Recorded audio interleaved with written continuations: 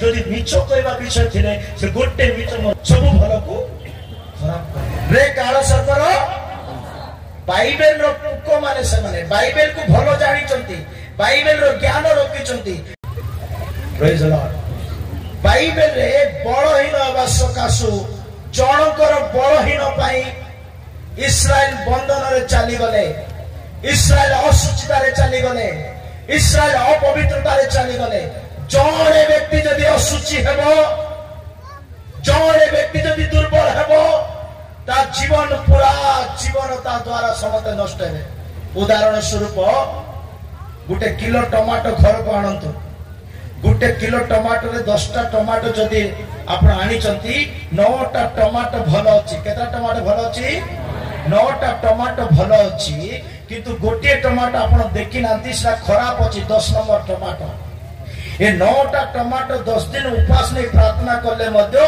ए गोटे खराब टमाटो को ठीक करि परिबे प्रेज द लॉर्ड किंतु ए गोटे टमाटो बिना उपवास प्रार्थना रे केवल से मान को सहित रहिले यथेष्ट 9टा कोन 9000 को मध्य नष्ट जणे जुनस पाई प्रेज द लॉर्ड जणे जुनस पाई जहाज बुड़ीबा पाई लागुची जहाज सब सामान पत्र फिंगिबा पाई पडुची जणे व्यक्ति असुचि हो समस्त असुचि सुनछो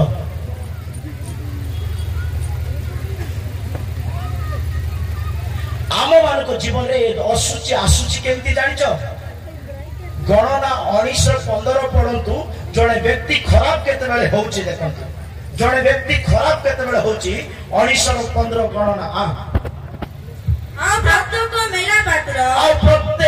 मेला पात्र जहिरे ढाकुणी बंधा न थाए जहिरे ढाकुणी बंधा न जाई थाए ताहा असुचि हेबो कोन हेबो आमे माने ईश्वर को पात्र जिसाय 52:11 अनुसारे गरीबा दरकार नो जिसाय 52:11 अनुसारे आमे माने ईश्वर को पात्र ए पात्र रे ढाकुणी लागिबा दरकार जदि ढाकुणी लागिबो नाही असुचिता प्रवेश करिवो मंदता प्रवेश करिवो ढाकुणी कहले कोन रोमियो 3:18 कहे ढाकुणी ईश्वर को भय को बुझाए तांको आखि आगरे ईश्वर को भय रूप ढाकुणी न थिबा सकासु तापरे देखुची केमते रे देखुची के समय रे देखुची देखि थाउची जीवी सरले ईश्वर को भय सेमानन को आखि आगरे न थाए ईश्वर को भय ताको आखि आगरे न थिबा सकासु से देखुची देखिबा द्वारा असुचिता प्रवेश करिछि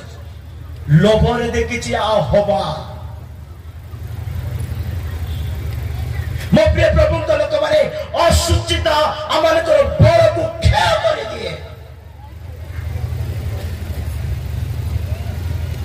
मासो को थरे गिरजा रे बसले बलवान हेबा नाही प्रतिदिन जो माने तांकर अपेक्षा रे रहंती से माने नूतन नूतन बल पाइबे ईश्वर को सब करे जदि हमें रहिबा ईश्वर को ठारू नुआ बल पाइबा मु वर्तमान 4 जनकर नाम कहबा पई जाउची से माने धार्मिक से माने विश्वास रे बलवान प्रार्थना रे बलवान सब ठीक जे जनकर जगु समते असुचि हे जाई छ जड़ कर जगु खराब हे जाई मोटारे दया अछि प्रेम अछि स्नेह अछि सत्यता अछि धार्मिकता अछि सब भलो विषय अछि जे जदि मिछ कहबा विषय थिले से गोटे मिछ म सब भलो को खराब करबो असुचिता मनुष्य को दुर्बल करि थाए मु आपन मान को बारंबार सामसन रो बलवान विषय रे कहउची से बरिष्ठ थिले मध्य तार गोटे दुर्बलता ता जीवन रे बलहीन करिछि दुर्बलता आसिला पाडरो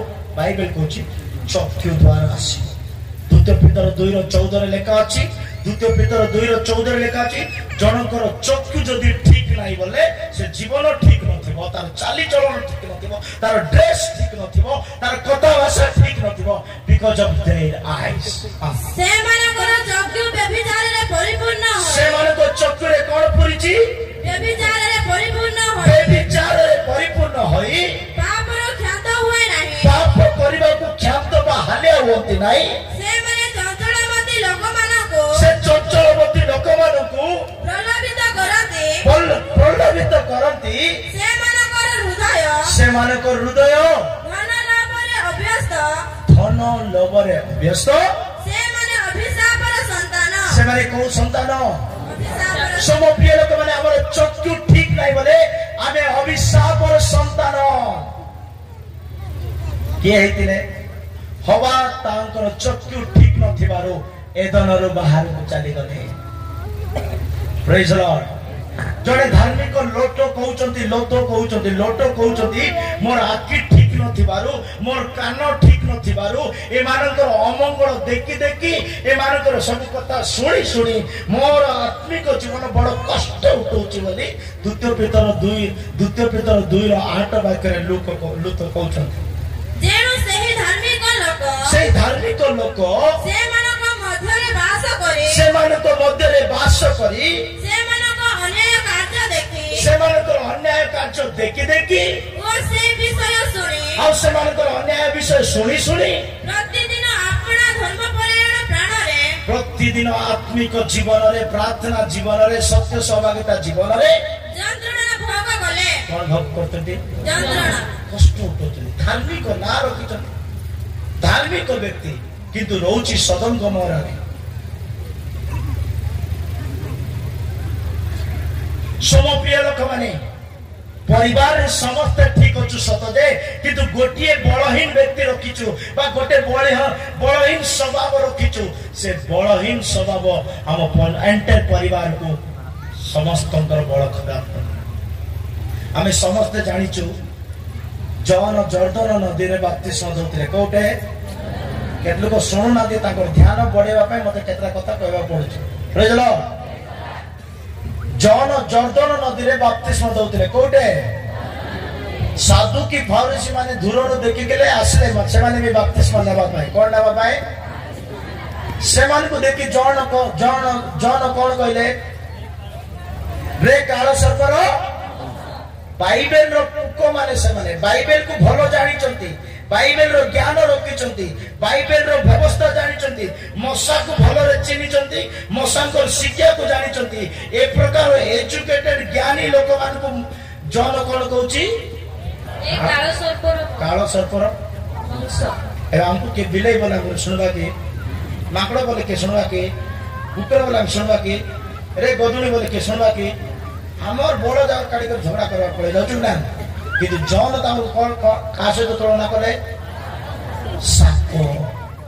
ସାପର 3ଟା ଚରିତ୍ର। ସାପର କେତେଟା ଚରିତ୍ର? ବହୁତ ଅଛି କିନ୍ତୁ ବାଇବେଲ ଆଧାରରେ 3ଟା ମୁଁ କହୁଛି। ପ୍ରେଜ୍ ଦ ଲର୍ଡ। ସାପ 6 ମାସକୁ 8 ମାସକୁ ଖଳ ଚେଞ୍ଜ କରୁଛି। କଣ? ହ୍ୱାଇଟ ଖଳ ଗୋଟେ ଛାଡୁଛି ଦେଖିଛ? ସେ ସାପ ରେ କାଳ ସର୍ପର ବଂଶ ବୋଲି ଜନ କହିଲେ ନାଇଁ କି ସାପର ଚରିତ୍ର 6 ମାସକୁ 8 ମାସକୁ ଖଳ ଚେଞ୍ଜ କରୁଛି। ହୃଦୟରେ ଥିବା ବିଷ କ୍ରୋଧ ଛାଡୁନାହିଁ ହିଂସା ଛାଡୁନାହିଁ ବିବାଦ ଛାଡୁନାହିଁ ଝଗଡା ଛାଡୁନାହିଁ ମିଛ କହିବାଟା ଛାଡୁନାହିଁ କୁଟ ଲଢବାଟା ଛାଡୁନାହିଁ। କୁଟ ଲଢ ଆର ବିରୋଧରେ ତାର ଛାଡୁନାହିଁ କିନ୍ତୁ ଖଳ ଉପରେ ଖଳ। ସାପର ଦ୍ୱିତୀୟ ଚରିତ୍ର କଣ ବୋଲେ ସାପକୁ କେତେଟା ଯିବ? ସାପକୁ କେତେଟା ଯିବ? 2ଟା। ସାପକୁ 2ଟା। ଚେକ୍ କର କେବେ ମରିଥିବା ସାପକୁ ଚେକ୍ କର। ଆଜ୍ଞା ଚେକ୍ କଲେ ବୋଲି ନାଗମ ଯାଇ ଚେକ୍ କଲେ ମୁଁ କଣ ହେଲେ ମତେ ଧରିବ। ପ୍ରେଜ୍ ଦ ଲର୍ଡ। ସାପକୁ 2ଟା ଯିବ। କେତେଟା? ପେଟରେ ଗୋଟେ କଥା ପାଟରେ ଗୋଟେ କଥା। ମୁହଁରେ ନମସ୍କାର ପ୍ରେଜ୍ ଦ ଲର୍ଡ ପଛରେ ଦେଖିବାର ଖବର। ହାଲେଲୁୟା। ପେଟରେ ଗୋଟେ କଥା ପାଟରେ ରେ କାଳ ସର୍ପର ବଂଶ ବୋଲି ଜନ କହିପାରୁଛନ୍ତି ବୋଲେ ଜନ ଚିହ୍ନି ମଧ୍ୟ ପାରୁଛନ୍ତି। ଜନ ପ୍ରେଜ୍ ଦ ଲର୍ଡ। ସାପର 3 ନମ୍ବର ଚରିତ୍ର କଣ? ଶୁଣୁଛ? ନ ଶୁଣିବା ଲୋକମାନେ ଯୋଉଛନ୍ତି ହାଲେଲୁୟା କହିବା ହାଲେଲୁୟା।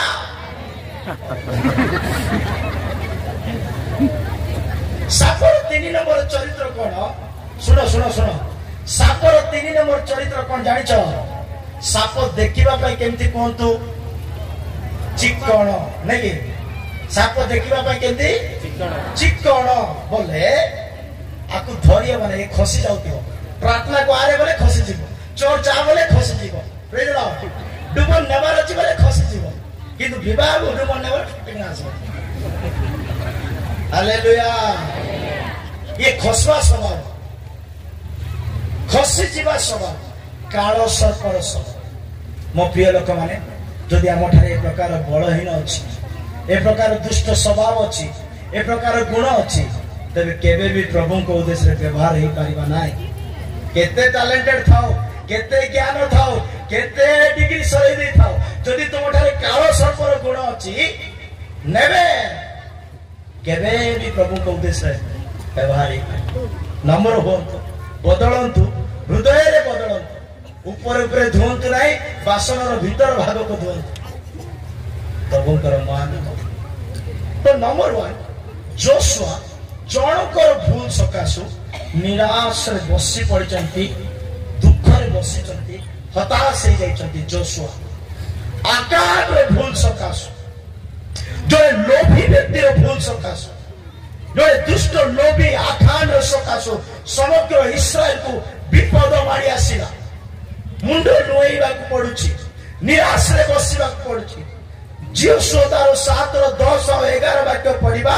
ଯୋଶୁଆ 7:10 ପଢିଲେ, ଯୋଶୁଆ ଚୁପଚାପ ବସିବା ସମୟରେ ପ୍ରଭୁଙ୍କର ଜଣେ ଦୂତ ଆସି ଯୋଶୁଆ କହିଲେ, ଉଠ ଜାଗ।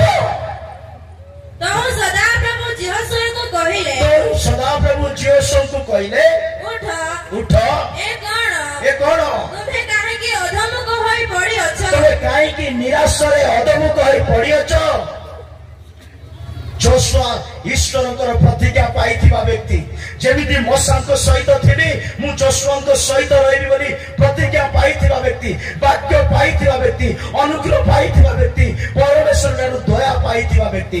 କିନ୍ତୁ ଜଣେ ଇସ୍ରାଏଲର ବ୍ୟକ୍ତି ଆକାଣ୍ଡର ଅଧର୍ମ ସକାଶୁ, ଜଣେ ବ୍ୟକ୍ତିର ଭୁଲ ସକାଶୁ ତାର ମୁଖ ଅଧମୁଖ। ମଣିଷ ଅଧମୁଖ ଅବସ୍ଥାରେ ଥିଲେ ଚଳିବ, କିନ୍ତୁ ବାଇବେଲ କହେ ଗୀତ ସଂହିତା 30:7 ବାକ୍ୟରେ, ଗୀତ ସଂହିତା 30:7 ଲେଖା ଅଛି, ଯଦି ପରମେଶ୍ୱର ତୁମ ପ୍ରତି ମୁଖ ଫେରାଇ ଦେବେ, ତୁମକୁ ମୁହଁ ଦେଖେଇବା ପାଇଁ ଚାହିଁବେ ନାହିଁ, ତ ସମଗ୍ର ତୁମୁଡି ବନ୍ଧ, ସମଗ୍ର ଓଡ଼ିଶାବାସୀ ସମସ୍ତେ ବିଚଳିତ ହେଇଯିବ ବୋଲି ବାଇବେଲ କହେ। ହେ ସଦାପ୍ରଭୁ, ତୁମ୍ଭେ ଆପଣା ଅନୁଗ୍ରହ ସକାଶୁ ମୋହର ପର୍ବତ ଦୃଢ଼ କରି ସ୍ଥାପନ କରିଥିଲେ। ହେ ସଦାପ୍ରଭୁ, ତୁମର ଅନୁଗ୍ରହରେ ମୋର ଜୀବନକୁ, ମୋର ପରିବାରକୁ, ମୋର ମଣ୍ଡଳୀକୁ, ମୋର ଛୁଆମାନଙ୍କୁ, ମୋର ଚାକିରିକୁ, ମୋର ବ୍ୟବସାୟକୁ ତୁମେ ଦୃଢ଼ କରି ସ୍ଥିର କରିଥିଲ। ସତ ଯେ ତୁମ୍ଭେ ଆପଣା ମୁଖ ଲୁଚାଇଲ, ତୁମ୍ଭେ ଆପଣା ମୁଖ ଲୁଚାଇଲ। ମୁଁ ବ୍ୟାକୁଳ ହେଲି। କଣ ହେଲି? ବ୍ୟାକୁଳ ହେଲି। ପରମେଶ୍ୱର ମୁଖ ଲୁଚାଇଲେ ଆମେ ବ୍ୟାକୁଳ ହେଇଯିବା। ପରମେଶ୍ୱର କେବେ ଆମ ପ୍ରତି ମୁଖ ଲୁଚାଇବାକୁ ନୁହଁ, କିନ୍ତୁ ବାଇବେଲ କହେ ମନୁଷ୍ୟର ଅଧର୍ମ, ମନୁଷ୍ୟର ପାପ, ମନୁଷ୍ୟର ଦୁଷ୍ଟତା ସକାଶୁ ପରମେଶ୍ୱର ମୁଖ ଲୁଚାନ୍ତି। ପ୍ରିୟ ଲୋକମାନେ, ଆକାଣ୍ଡ ପାପ ସକାଶୁ, ଆକାଣ୍ଡ ଲୋଭ ସକାଶୁ, ଆକାଣ୍ଡ ଦୁଷ୍ଟତା ସକାଶୁ ଯୋଶୁଆକୁ ଅଧମୁଖ ଅବସ୍ଥାରେ ବସିବାକୁ ପଡୁଛି। ମଣ୍ଡଳୀକୁ ସମ୍ଭାଳି ହେବ ନାହିଁ, ପରିବାରକୁ ସମ୍ଭାଳି ହେବ ନାହିଁ, ପିଲାମାନଙ୍କୁ ସମ୍ଭାଳି ହେବ ନାହିଁ, କାରଣ ଅଧର୍ମରେ କରୁଛୁ। ଯେମିତି ମୁଁ କହିଲି ଯୋଉମାନେ ସଦାପ୍ରଭୁଙ୍କର ସମ୍ମୁଖରେ ଅପେକ୍ଷା କରନ୍ତି ସେମାନେ ନୂଆ ନୂଆ ବଳ ପାଇବ ଲେଖା ଅଛି। ବିଷ ନାଇଁ କି ବିଷ ଜାଣିଛ? ବିଷ ବୋଟଲରେ ପିଇଲେ ମରିବା ଏକା ସ୍ପୁନରେ କାଢି ପିଇଲେ ମଧ୍ୟ, ଶୁଣୁଛ? ବିଷ ବୋଟଲରେ ପିଇଲେ ମରିବା ଏକା ସ୍ପୁନରେ କାଢି। ବିଷ ତ ବିଷ, ଟିକେ ରଖ ଅଧିକ ରଖ, ଦିନେ ନା ଦିନେ ଆତ୍ମିକ ଲୋକମାନେ, ଆମେ ଆତ୍ମିକ ଲୋକମାନେ ସେଟା ରଖିଲେ ମତେ ୟୁଜ କରୁନୁ। ଦେଖୁନୁ ପବନ ଆସିବା ରାସ୍ତା ଅଛି କି? ଦୁଷ୍ଟତା ଆସିବା ପାଇଁ, ପାପ ଆସିବା ପାଇଁ ରାସ୍ତା ଅଛି କି? ଆପଣଙ୍କର ଦୁର୍ବଳତା ହିଁ ରାସ୍ତା। ମୋ ପ୍ରିୟ ଲୋକମାନେ, ଆକାଣ୍ଡର ପାପ ସକାଶୁ, ଆକାଣ୍ଡର ଦୁର୍ବଳତା ସକାଶୁ ଯୋଶୁଆକୁ ମୋ ଅଧମୁଖ ହେଇ ପଡିବାକୁ ଲାଗିଲା। ଆମ ଜୀବନରେ ପାପ ସକାଶୁ ଆମେ ଉଠି ପାରୁନୁ, ଦୁର୍ବଳତା ସକାଶୁ ଉଠି ପାରୁନୁ। ଯଦି ଉଠିବାର ଅଛି, ପାପକୁ ପରିତ୍ୟାଗ କରିବାକୁ ହେବ, ଦୁଷ୍ଟତାକୁ ପରିତ୍ୟାଗ କରିବାକୁ ହେବ, ଲୋଭକୁ ପରିତ୍ୟାଗ କରିବାକୁ ହେବ। ଆକାଣ୍ଡର ଭୁଲ କଣ ଥିଲା? ଆକାଣ୍ଡ କଣ କରିଥିଲେ? जोशो 7:1 पढ़ंतु आकांडर दुर्बलता सेटा लेखा अछि। हां मात्र इस्राएल संतानगण वर्जित वस्तु विषय सत्य लंघन कले।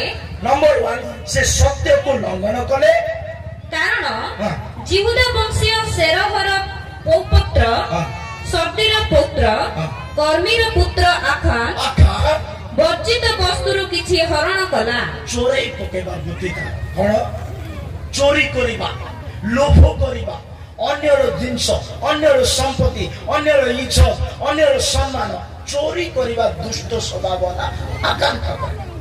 तहिरे इस्राएल संतानगण प्रति सदाप्रभु को क्रोध प्रज्वलित हैला। जणे आखान सकासु समग्र इस्राएल प्रति परमेश्वर क्रोध कले।